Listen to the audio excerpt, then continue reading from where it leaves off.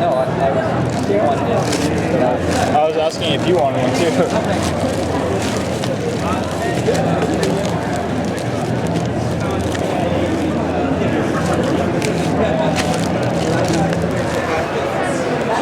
So I'm definitely going to play my 14-day trial.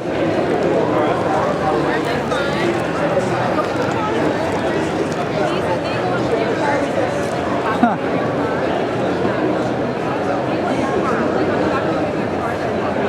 This is awesome. I haven't read these things since junior high. When you put them on your car, make sure that the window isn't hot. Yeah. The cigarette cover price? The other day it was hot. $3. I might get. That really looks like the art from Noodle and Fish. It does. The eyes especially. Yeah.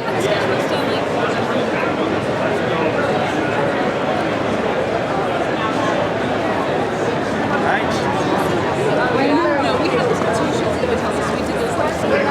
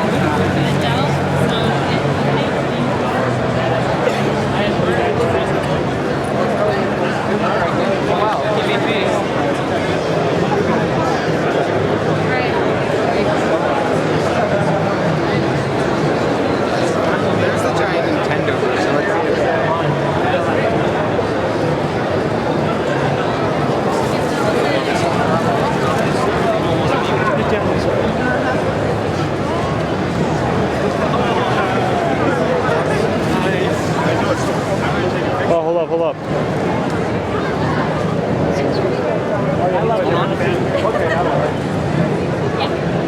Awesome, thanks.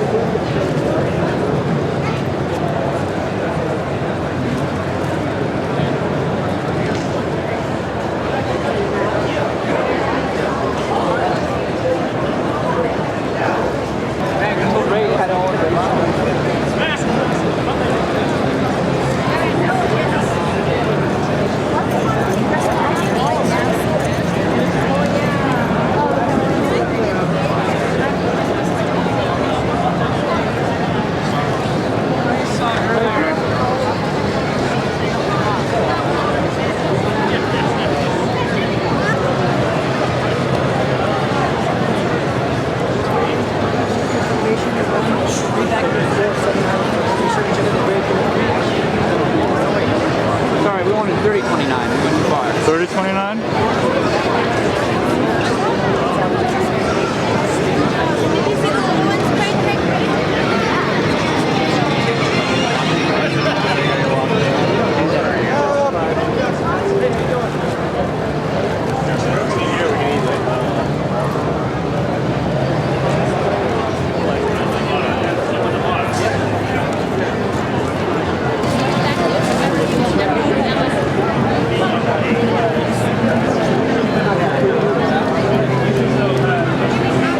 Oh, it's a trading card game? Yeah.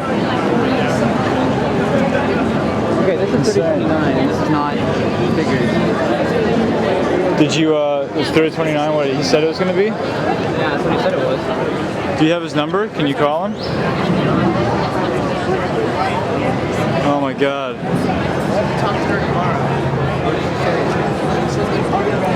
Alright, let's go try It's the best way for Ray and Dylan to waste even more of their time. Yeah. Okay, the other one is 42.05. Let's go see if that's there. Okay.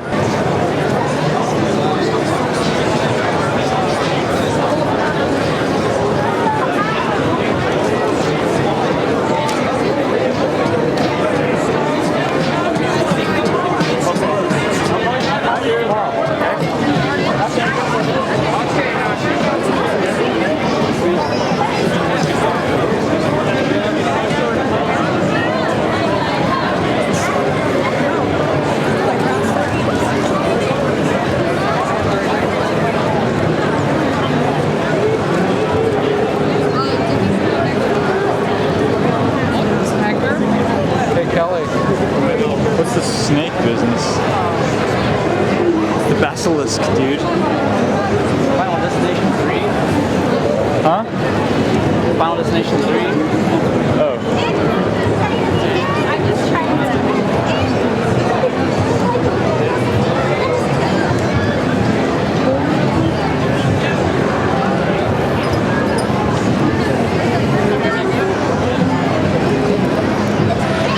Interactive feature is the power.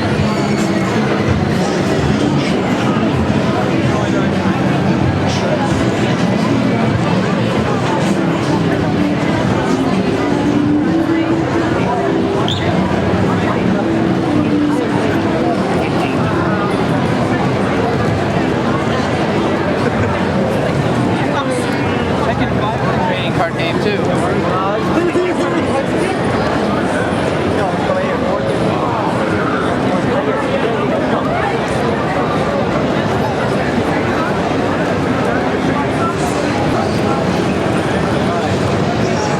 The knife.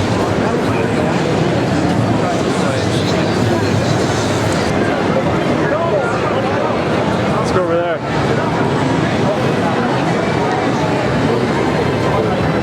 Oh well.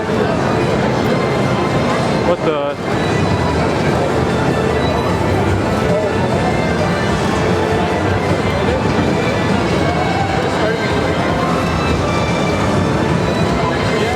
I don't remember what it's called now,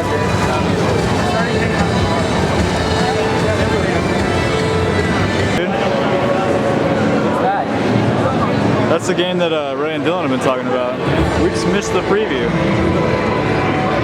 No film, unfortunately, for this film. I'm sorry. No film at this. Oh, okay.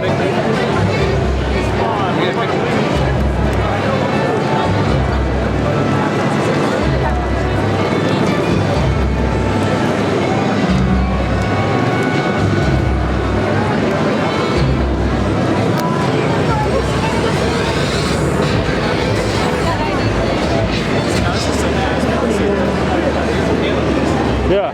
Check these out. Dude, that's dope.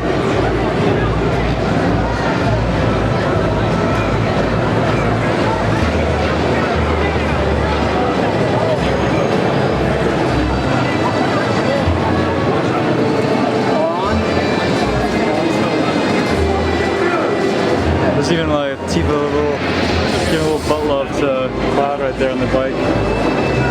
Oh yeah. What the, that's dope, the rotating stand there. Yeah.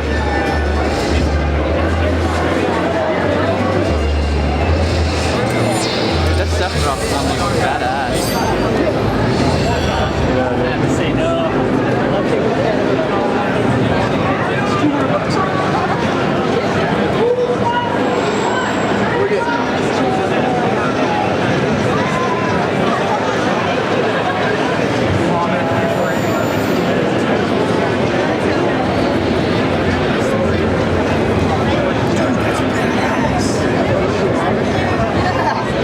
For Dragon Quest? Yeah.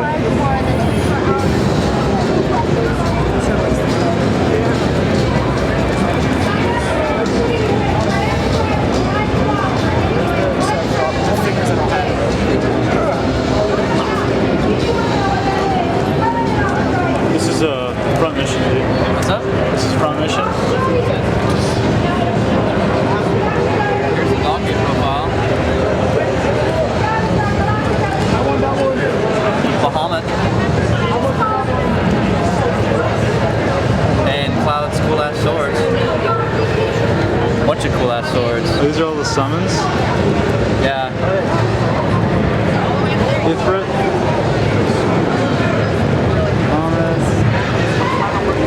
Leviathan.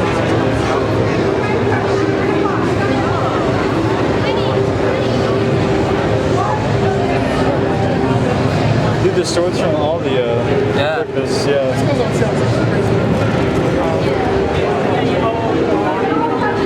Oh, sorry. We got 50 minutes.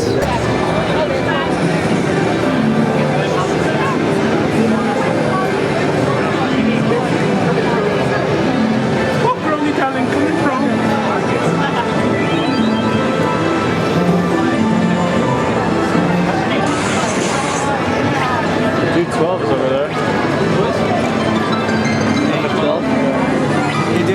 when you're... You should take a picture of that, dude.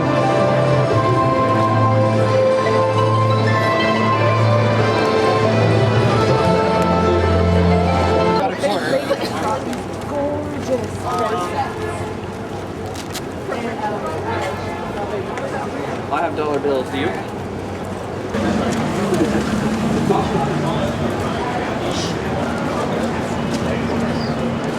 Oh yeah. Oh, this is a great nose. I'm gonna bring my daughter next. Hey, I normally don't look down, I look at you.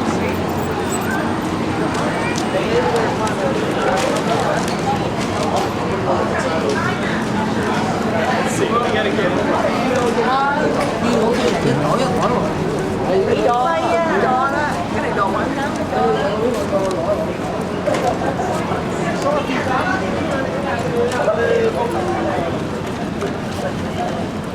How you doing? I even had a hard time like going to the traffic off.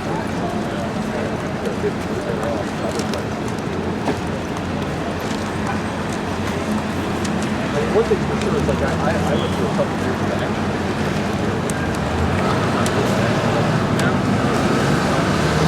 I should one up just to go with the only thing that I sort of... What day is this? Day 2. Actually, technically, day 2 of our adventure. Day 1 of the official of the Comic-Con when it's open for everyone. Thursday, July. July. July 20.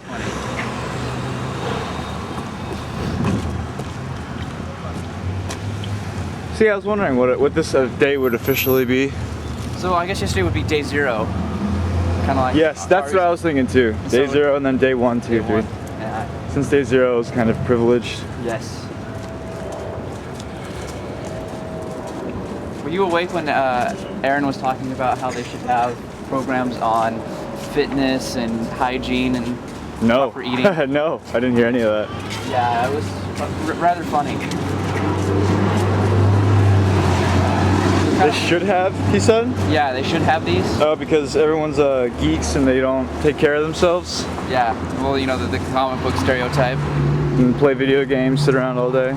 I saw a guy who Play looked some WoW maybe? Yeah, I saw a guy who looked just like the comic book store owner in The Simpsons. We were on. Oh yeah? So that's what he brought to mind.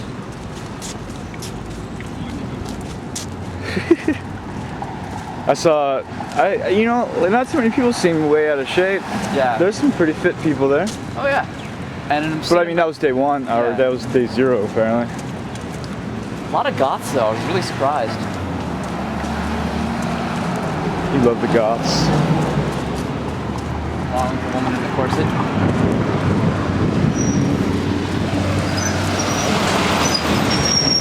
Maybe we'll catch another fire truck.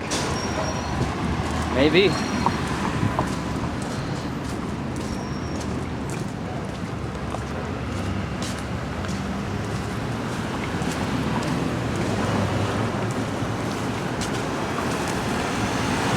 Beach cottages.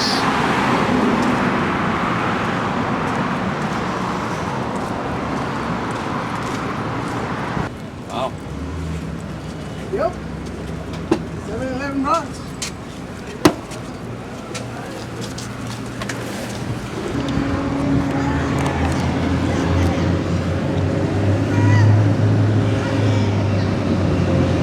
Oh, this is 30? Yeah. This is the 30.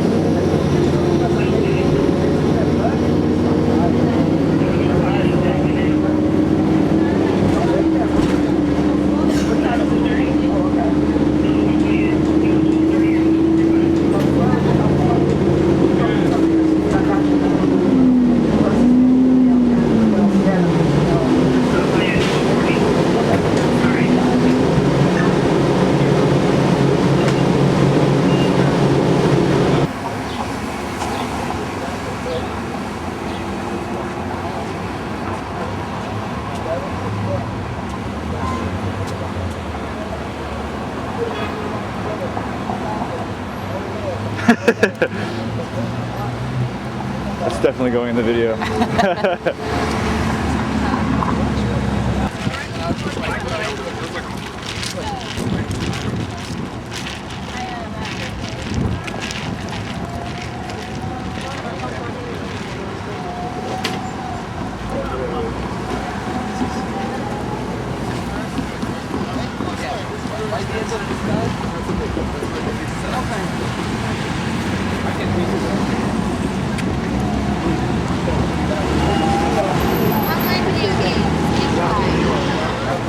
Thanks.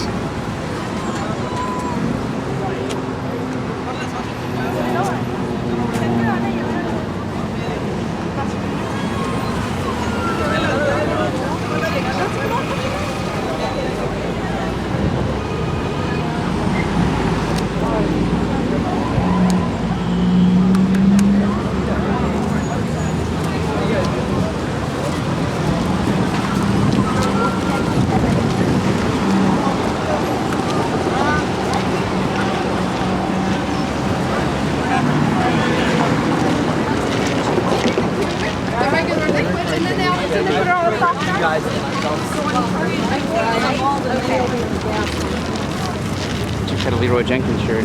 Did she? Yeah. I didn't see it.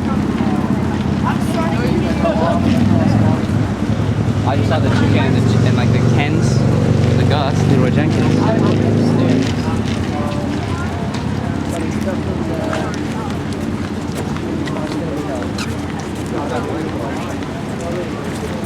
I must find the ideal insertion point. It's getting hot out here. Yeah. Just take off all your clothes. Okay.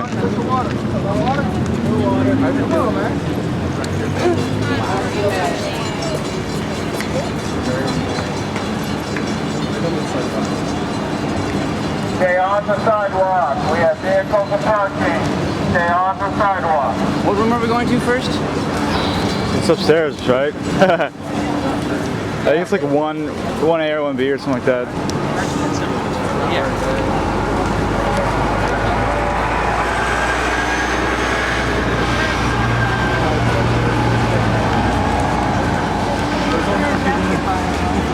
Did you get the 2 Indiana Joneses? Oh, I don't know. I'm not looking, I'm just filming. Makes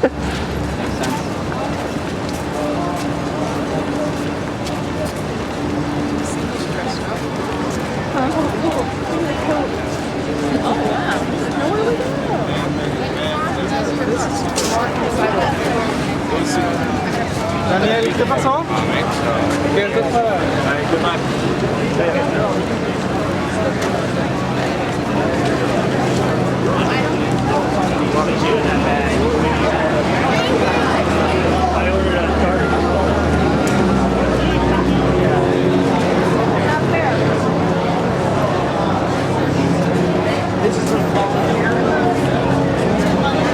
Segway.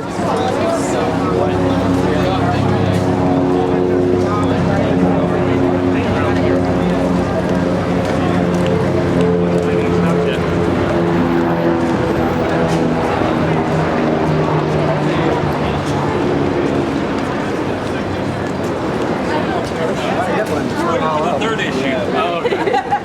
Go online, you can order it. Can't be a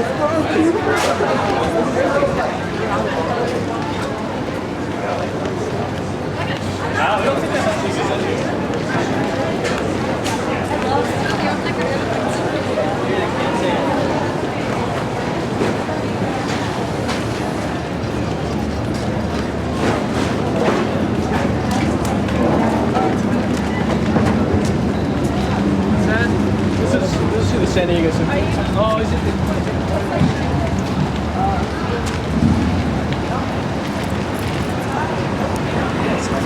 Jesus.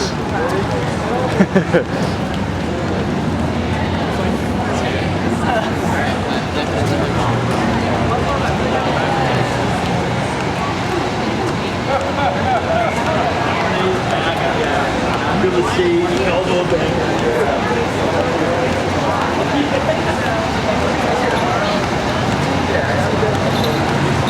Oh, I think Dominic Deacon or You think what? there's a webcomic I think it might be here I forgot about. Oh, really?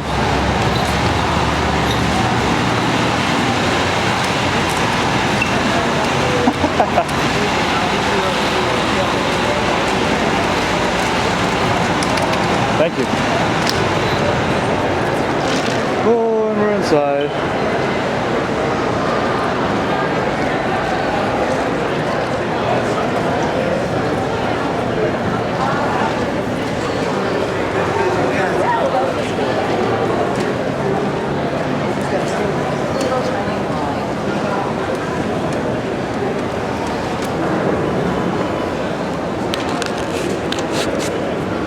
So you can get gameplay. You're an ass.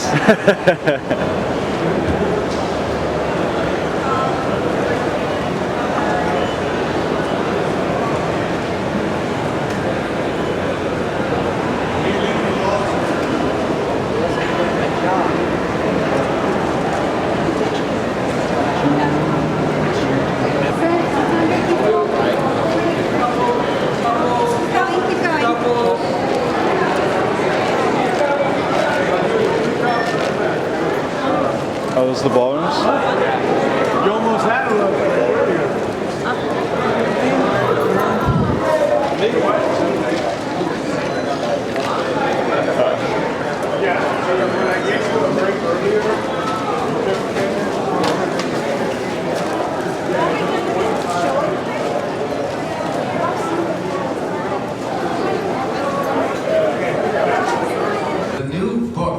check this out at Amazon.com. It's called So Say We All by Bella Books.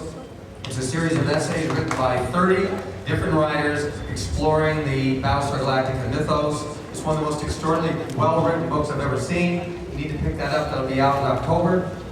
The new Blam, we're going to have a role-playing game actually for my Great War Magellan story. You can go to greatwarmagellan.com, check out the new role-playing game coming out in about a month. And then there's going to be the graphic novel of Magellan coming out through Blam Ventures. Drew? We'll have a special edition book available at DragonCon this year. And you can also order that online at gwomcomic.com, gwomcomic.com. Also, if anyone wants to see the trailer for Richard's Great War Magellan, we'll be playing it on my laptop over at his booth today. If you have any questions. And we're also selling a preview guide, a magazine all about the Magellan universe, to set everything up for you if you're interested. And I guess last but not least, all of us have read the script for the new season for Battlestar coming. And all I can tell you is, if you love the last couple of seasons, I have to say this is probably one of the most extraordinarily well-written, well-acted, powerful seasons that you've ever seen. So you really have to tune in. October what? When is it?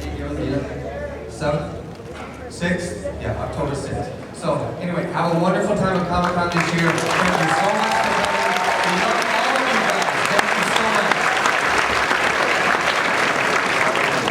We love all of you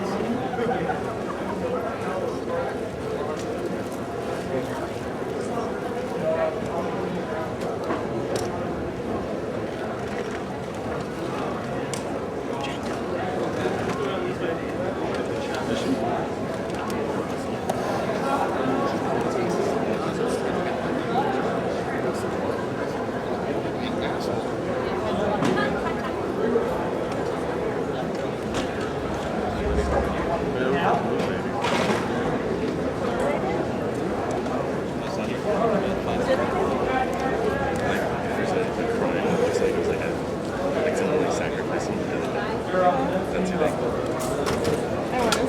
Thank you so much.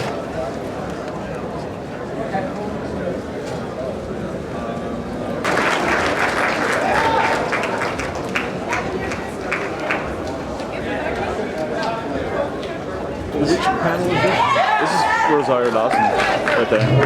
I don't know who's Rosario Dawson. She was in Sin City. Is she an actress or? Yes. I heard she's in City. The movies in City? I didn't see it. Okay. You guys got to keep the aisles clear. I'll clear the aisles. I'm not sure. All right. Hey guys.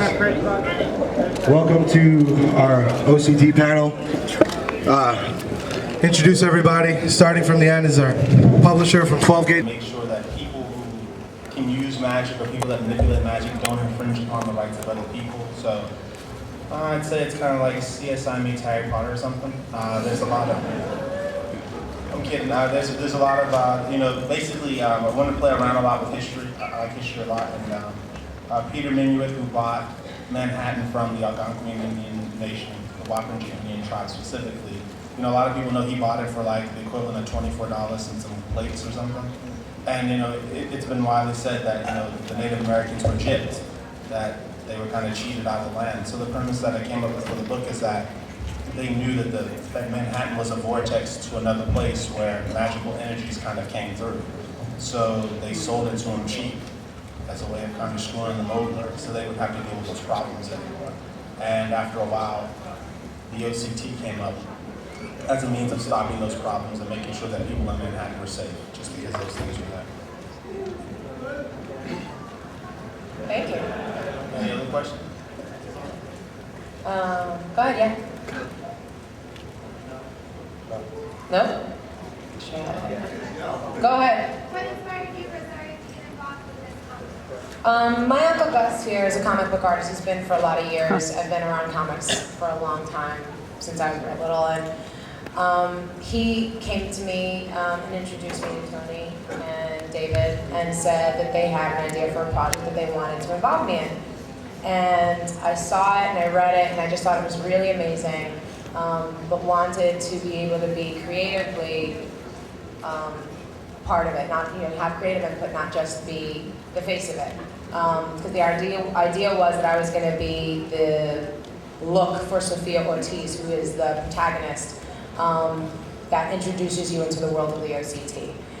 And I loved that we were able to do that, and we've gotten along so well, and we send each other emails about weird stuff that we see online and things that are striking to us in the universe, and you know, and the way that like Star Trek or other, especially sci-fi kind of things that help you to kind of look at the world in a different way, and you're able to talk about the same sort of issues that you deal with in your regular life. It's very steeped in reality, but there's something sort of fantastical about it that allows you to touch on deeper subjects. That's what I felt the OCT had the potential for, and the potential to be a multimedia type project. So not just be limited to comics, which I love, and can be a really great way to flesh out some really amazing characters and develop a story, as well as not be something that you're always going to follow Sophia for either. You're going to be introduced to a lot more characters as we go along.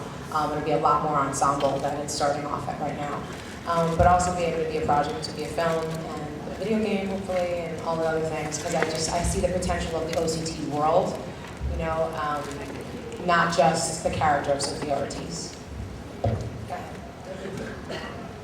It's still not working? Okay. Oh, it's working.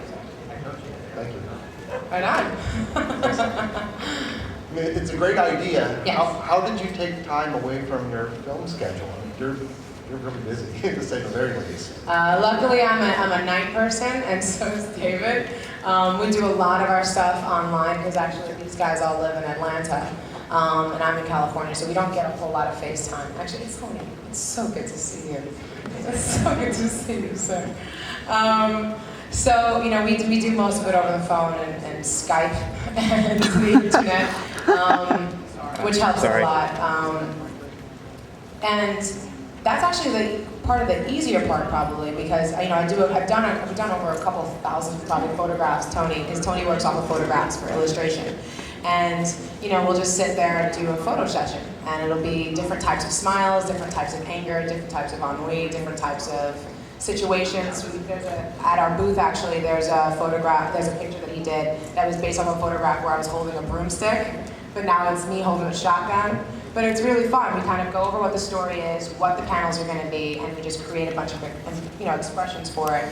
And we just tons of shots. So actually, it makes it a lot easier. It's not like I have to be there every single day on the day-to-day work. I mean, also Tony is the full illustrator. He doesn't do just penciling and inking. He does all of it. So I don't have to be there for all of that, which is fantastic. And David really does do the writing. We just kind of go back and forth on a lot of the creative kind of stuff. And I usually really kind of come in on the creative kind of stuff and developing new characters and where the story's going, and then I come in at the editing point of like the dialogue and kind of tightening it up, which has been really fun. So you're high level in their detail.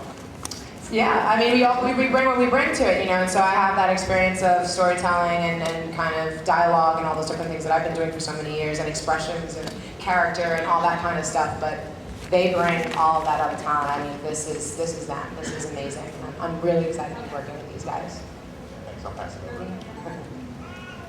Yeah, I hate to break it to you, but the people who sold the land that was Manhattan, they didn't actually own it. They were just passing through, so it was sort of a trick on their part. But anyway, so what's going to be the inspiration? What are you going to be using for inspiration? And I believe, like, what are you going to use for storyline purposes? Or what are you going to take from history as inspiration to this and further storylines? And what's going to be the monthly turnover? What's going to be the turnover on comics issues? I'm sorry. You mean like as far as like when will it come out? Right. And right now we're on a 5-week schedule, and we're doing a 4-issue in this series, and we'll take a break and we'll come back off of it. After that, we're going to do other ones after that. As far as like what else would I take from history? Just like different points. One of the things that we want to do is after this, we're thinking about going back and doing something about the original group, like the original OCT officers, and those before our father. In the 19th century. So with those officers, that'll be more steeped in history. And I just don't want to talk about it yet because it's something I'm still researching a lot. And, when you do a historical piece and you do something in the past, you really got to be respectful of the history of stuff. It just takes a lot of research. So right now, it's like in modern day times, and most of the stuff that we're playing off of are actual like blue laws and like weird things that are out there. Like in Florida, it's in the law book, so you're not allowed to marry a dog to an elephant. Someone actually took the time to put that into law. And so we say that, there's a reason for it. There's a magical reason for it. Because the creature that would come from that union would be something that would be something, that may be horrible, but I would then have to police and make sure your rights aren't infringed upon. And so that's a lot of where we're kind of historically kind of basing stuff off of right now. Pleasure to meet you, all of you. From the limited things I've seen about the comic, or at least the look of it, has a very interesting look, very gritty, yet sleek, different colors, just the scenery. My first question, just two quick questions. The first one is just the inspiration for the look, where you're taking that from, kind of just how it develops, how you help develop the story and the look, different inspirations besides, history, just for the look and stories of it. I think Tony would have to answer that more because, as a writer, I'll get ideas and they're not always, honestly, I don't know how they would come across visually. And that's, that's what Tony does. He makes the book look good. So I kind of defer to him for that. Yeah, I mean, as far as the look goes, I've always had kind of a realistic style, so anything I do is going to be a little bit more realistic. But as far as the look and the color scheme and the grittiness, I probably go more towards film than I do towards comics. Movies like Seven or Silence of the Lambs or, ones like that. Kid movies, And so yeah, it's stuff like that. Just something with a little grittier, something with a limited color palette, that sort of thing. It kind of looks like a Michael Mann film, just something very sleek. And also, second one, Miss Thompson, big fan. Actually, just aside from the comic, there was a film I heard about that I'm very interested in, To Count All Your Saints, or to... The Guide to Recognizing Your Saints. The Guide to Recognizing Your Saints. There's a title for you. Sorry, I got it wrong. It just sounded like an interesting film, but I didn't really hear anything besides Sundance. Just wondering what the development. It got picked up by First Look. There's actually a trailer available right now, and I believe it's coming out in the fall. Zito, who's the director, it's about his life. He directed it, he wrote the screenplay. And Robert Downey Jr. plays him in the movie. And I play his girlfriend from his past that he's looking up. Now in the modern future. So I only have actually 2 scenes in it, but it's a really amazing movie, and the young cast in it is pretty fantastic. So I would definitely look out for the film. Along the lines of film, you said earlier that you were interested in developing this franchise into film. So are you in talks with the studio to start? We are. I mean, only it's not for any other reason than because it takes so much time. Yeah. So it'll allow us a lot of time to be working on the comic at the same time as developing. A video game takes 2-3 years. Yeah. A movie takes at least minimum a year to get a really tight script and start anything. So it'll be a couple years from now before we're going to see those products. So it's important to kind of start right now. Thank you. You're talking a lot about using things from history. Are you ever going to create something that maybe isn't historical, like something that you saw in a nightmare, or something that you just flat out make up? Character, I mean, like creatures and stuff like that. That actually, oh yeah, absolutely. I mean, we have. There's a lot of absolutely. There's a lot of things in there that are Well, one of the big things, like, I'm a big comic book fan anyways, and the reason we just started with history is because when you look at like a Marvel or DC book, there's such a wealth of continuity there that they already have a history built up. But when you do an independent book, a lot of times you don't. So we just thought it would be easier to base it off of things in real history. But like as far as the monsters and things, to give you an example, like the idea of the monsters together, they're called the Satiric, which is just Latin for other.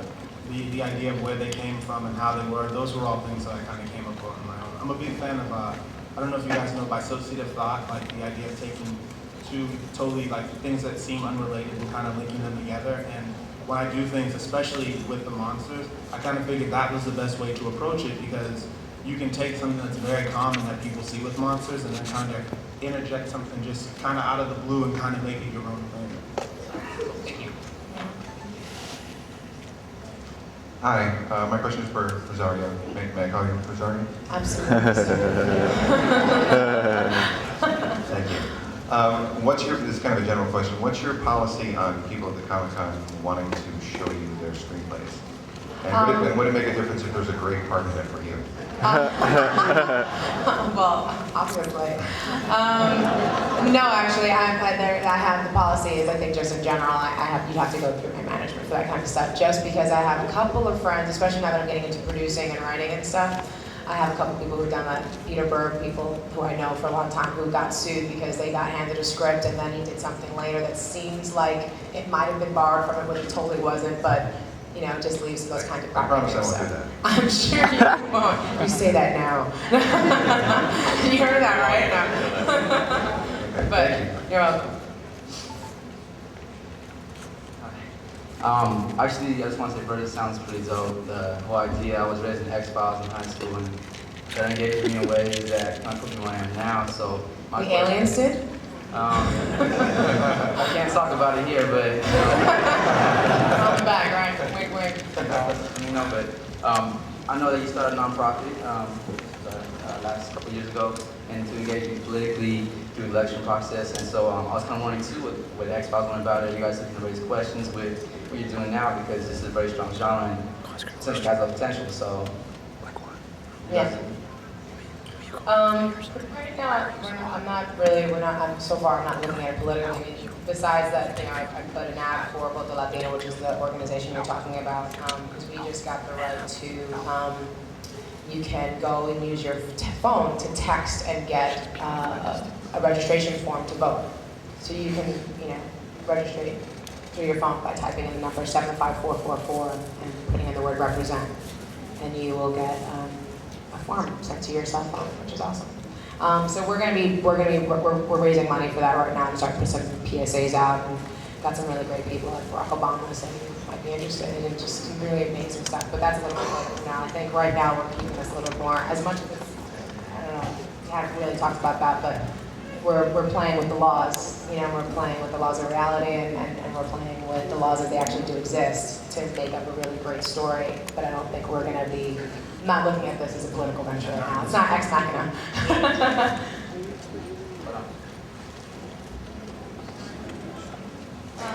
For Daria.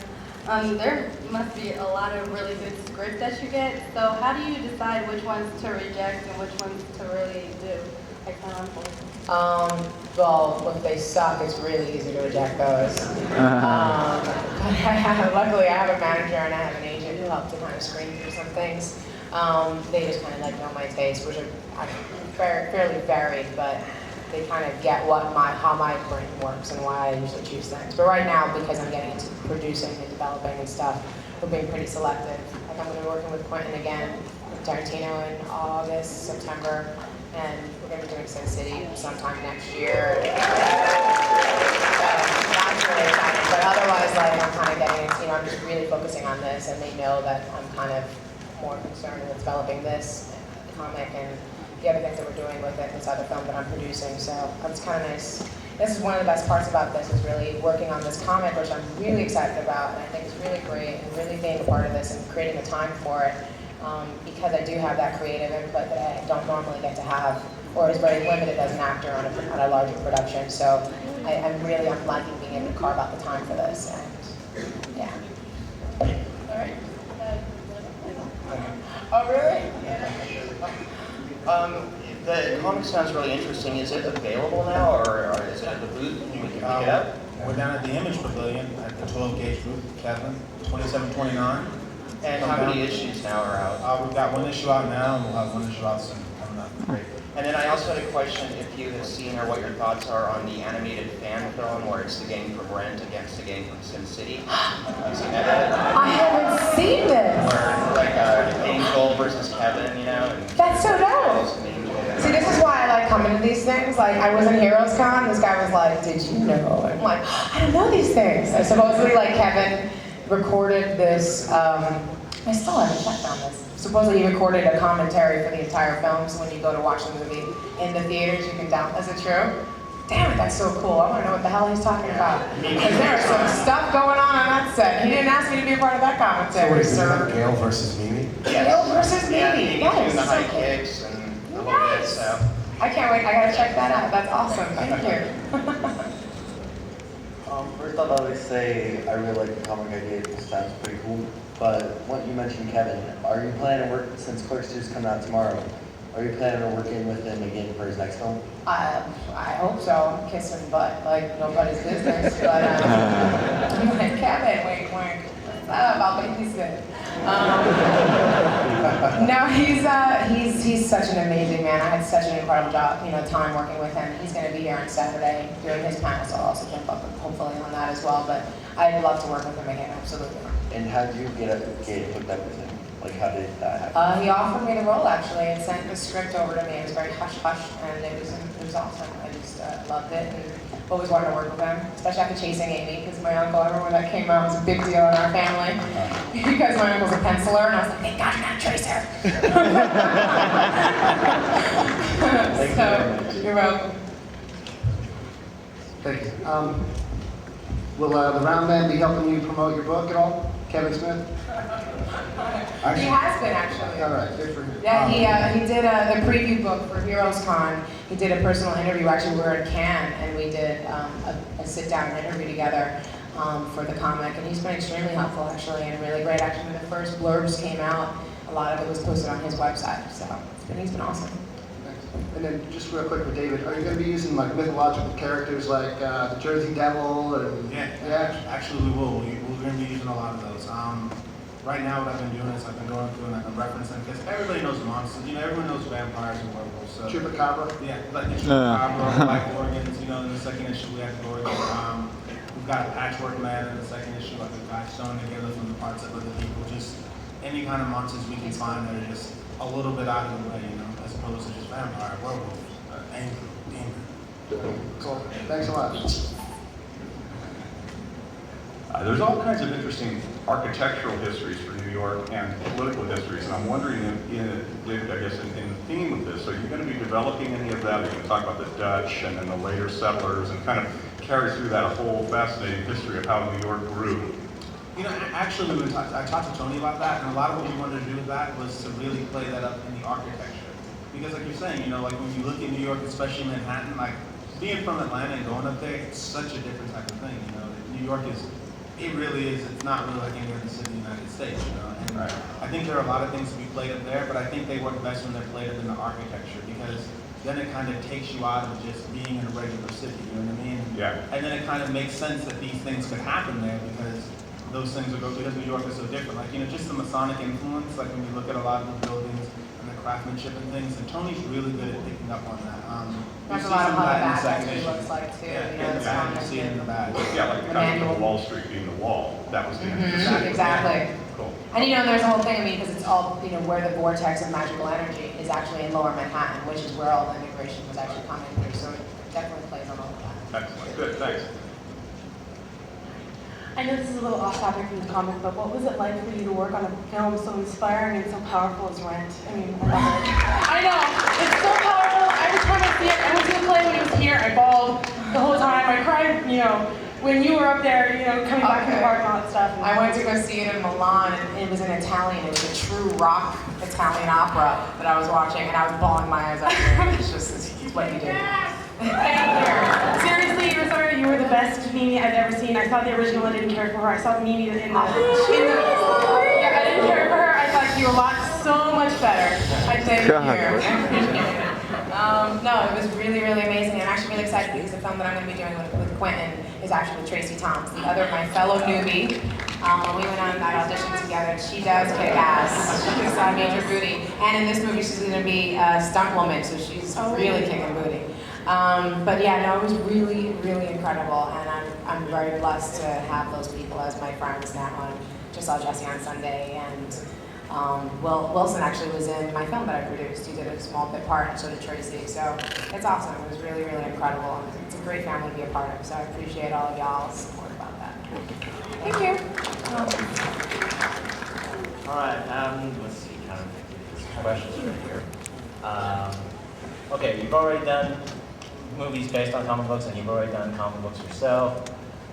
What's the more fun? What's cooler? What's better for you? Doing movies based on comic books, or doing your own comic books yourself? What has it been? I'd have to say comic books. I've been doing press for a while about this, and this really is the most exciting thing that I've been doing. It just really is so. In acting, you're only a part of a third of the production. I show up, the movie's gonna be made regardless if I get the part or not. And I'm there. I'm not there doing pre-production. I'm there a little bit during production. And no one asked me how to edit it. No one asked me how to sell it. I just got to be there. And this, I get to be so much a part of all of it.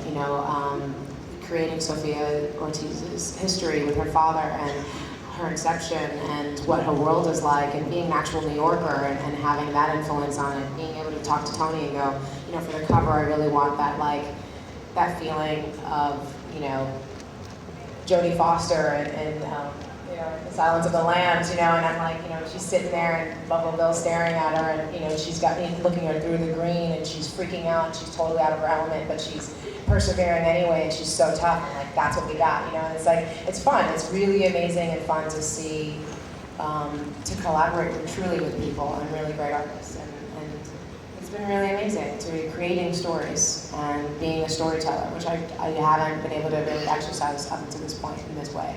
So I love it a lot, and honestly, you guys, this ain't Hollywood. This is, you guys, you come up to the booth and you're like, let me check this out. I don't know if I like you here or not, and then it's like, it's not bad. I might read the second issue or maybe forever. I don't know, hopefully.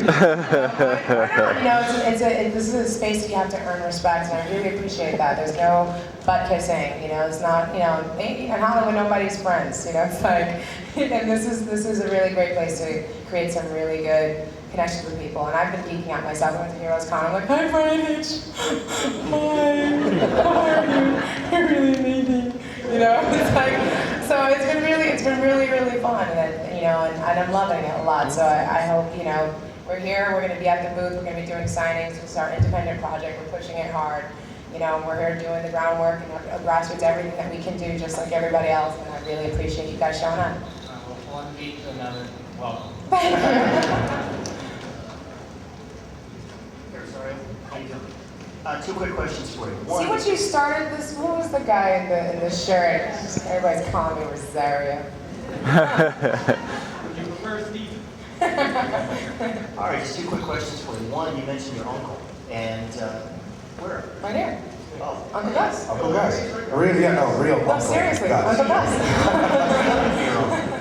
He'd smack me if I called my Well, all my siblings are older, so Okay, well, I'm the baby. I can ask you too, and then one for Rosario. What books did you work on? You mentioned you worked on books. Oh God, I've been working in the industry for a very long time. I've started on Sunfire and Big Hero 6. I've worked on X-Force, Alpha Flight, Spider-Man, JLA, Green Lantern, you name it. If they wanted me, I'd said yes. So, yeah, pretty much just Marvel DC, and a lot of the card systems like Versus and stuff. Okay. And then I'm sorry, I wanted to just ask you a question too. Creating Sophia Ortiz, I mean, obviously, Latinas have been historically underrepresented in comics. Tell us about your inspiration for developing her, and what do you think that might mean for the ever-growing Latino audience out there?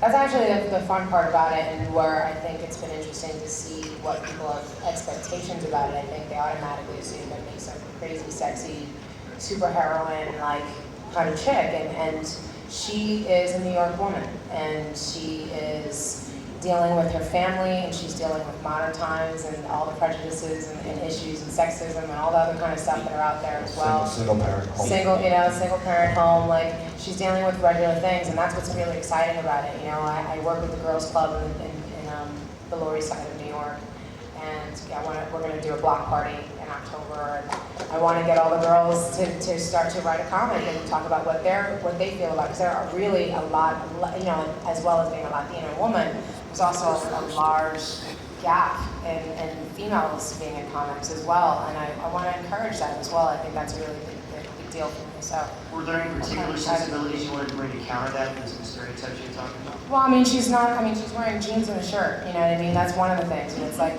Frank Miller drew Gail very well, and I have to say I'm glad at this stage in my life I'm still able to wear the outfit and no one will be offended. You know, like, you know, I'll be able to look back when I'm 80 and be like, ah, you know, I was pretty tough, you know?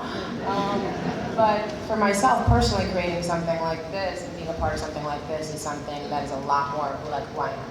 And I get to talk kind of about issues, and I get to show a personality and a creativity and a determination and spirit in a character that you don't normally get to when it's about more of the facade. And I think that's sort of the funny twist on it, is that it is my face and it is trying to use that exposure, but it's not exploiting it in that way at all, which is really fun. I'm really excited that people have been responding to what we're trying to do here, which is create the world with OCT through the eyes of Sophia Ortiz, but respectfully, so it's fun. Cool, thank you. Thank you. If I could go back to Gus for 1 second, you mentioned this new project. Oh, hey, yeah. You're doing a book through 12 Gauge? Yeah, I'm called doing a new book. Amory Wars, from the band Coheed Cambria and Claudio Sanchez. So we announced that yesterday, and you can stop by the 12 Gauge booth and check out his book.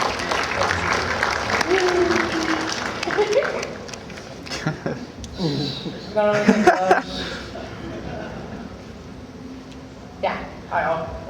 I was wondering, you said it was going to be political, but Chris Better? Okay. How topical is it going to be as far as current events? Is it going to be kind of a timeless quality, or are we going to try and reference actual mayors of New York and actual goings-on in the world?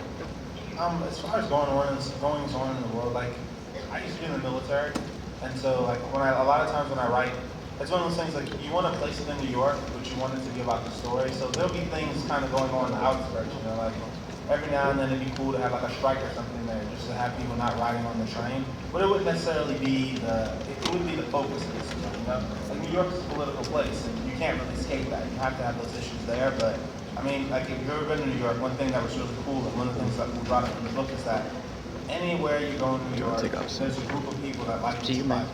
Like I could go and say, you know, I'm really into Nigerian pop music, and somebody would go, we go over to 4th Street because there's like a club for that. You know, so it's like you can get involved in your own little world in New York, and those issues that are bigger than your world affect it, but they don't affect the scene. So one of the things we want to do is really create like a scene of magic in New York, just like any other scene, a subculture, and the subculture will be affected by things outside of it, but it's really more about the subculture itself. Any plans on the storyline outside at all, visiting other places? Oh, we can't really talk about that. So I guess that's kind of me saying yeah. It's an hour. What's up, Mark? As soon as my tape runs out, I'll take off. I got like 6 minutes left. It's good to have you back. Whenever you're ready. Yeah, I'm ready. Actually, I just heard about this like not really too long ago, but as I heard about it, I get kind of more interested in it. But I just wanted to ask: are you going to do like a what if history type of thing, or like if this didn't happen, that would have happened later on? Like say World War II didn't happen, or that. Oh, like affecting other parts of yeah, how it kind of affected differently during the time. Kind of like a Back to the Future 2 thing. Okay, like yeah, I guess in a sense, yeah, but not to the degree where it would become like a time paradox kind of things. It'll be like little slight tweaks in history. You know what I mean? Like, you know, if you want to say like, I guess in the Marvel universe before Spider-Man got bit by the spider, you know, it was a normal place. And then once he gets bit, it kind of affects history from that point, you know. So there'll be little slight tweaks in history, but nothing like, you know, where you look up and like the President of the United States is a Nazi. Nothing crazy like that. All right. I'm just asking, can you tell us anything about Grindhouse? Yeah, it's a double feature. Robert's film he's finished on. He is a zombie film. It's an hour long. And Death Proof, which is Quentin's half, which is an hour. We start shooting in September, and there's a lot of crazy chicks and a dude who likes to try to take him out at 200 miles per hour in his car. And it's a gearhead flick, and it's really dope, actually. I'm really looking forward to starting it. It's funny because we haven't talked about it, so I'm not sure how much I'm supposed to disclose or not. It might be too much. I might have to kill you. But it's a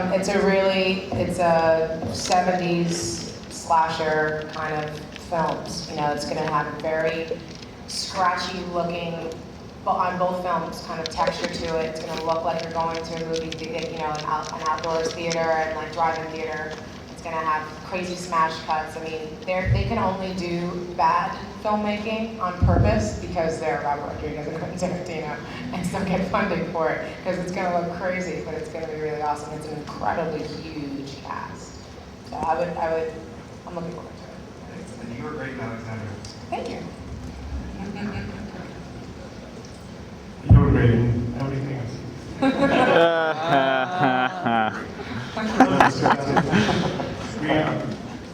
I've heard you say, I think you're signing and everyone is signing. What booth is it again and what number? Because that place is like a football. Yeah, it is.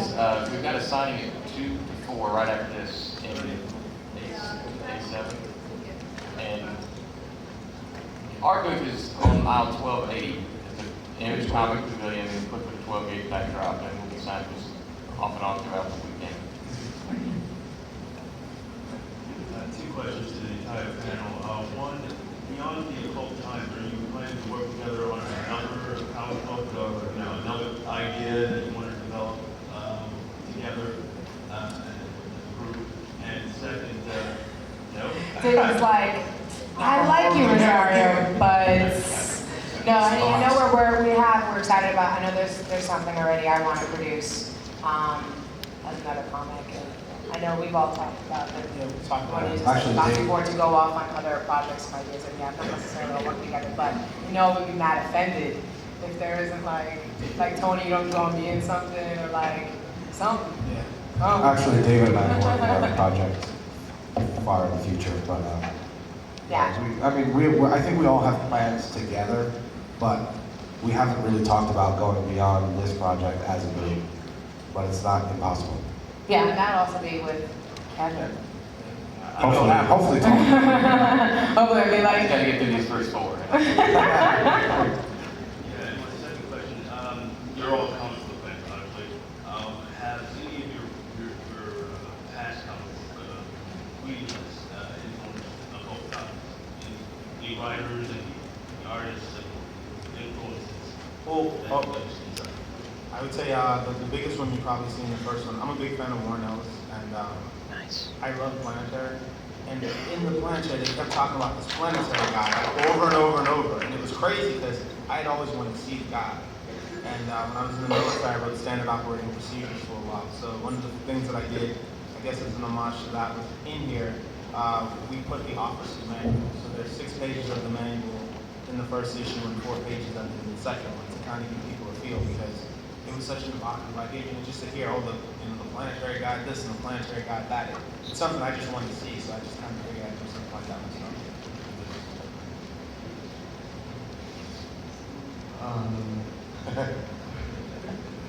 Miss Dawson. I just wanted to say that I think you're one of the most gorgeous. Oh my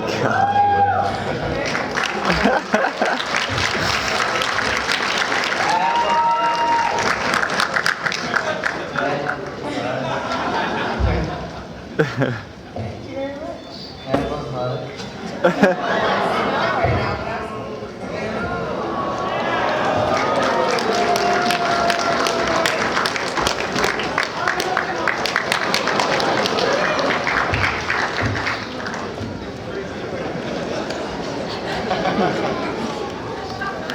All right, like in Clerks, first come, first served, no more. I've only got like a minute left. Hi, Miss Dawson. Which movie did you have more fun working on?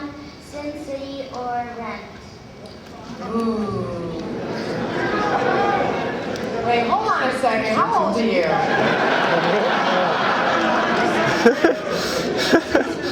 All right. I will have to say, whew, that's a hard one. They were very, very, very different experiences. Though I'm blessed that I get to go back and work on Sin City again, and Rent was, that one-time thing. And so I think it definitely makes it a lot more precious. So Rent was definitely a really amazing time. Thank you very much. I was wondering, are you planning any relationship arcs or like between characters or potential romances for Sophia?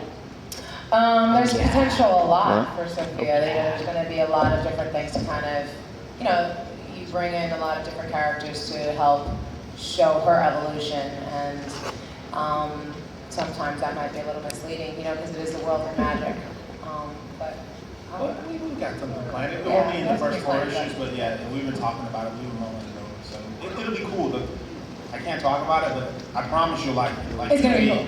It'll be pretty great. So it'll be cool. Have you ever read a comic before, or did just for the people for OCT just call you up and say, hey, you want to do a comic, or what? Do you want to answer that, Uncle Gus? See that sweet face right there? That sweet face? This is my Uncle Gus. He can be she used to a little read. mean sometimes, I have to say. She used to read comics as a kid, but they were mine, so she wasn't allowed to touch them. Or breathe on them. But that's the same So way. it was kind of like, are you done? Are you done?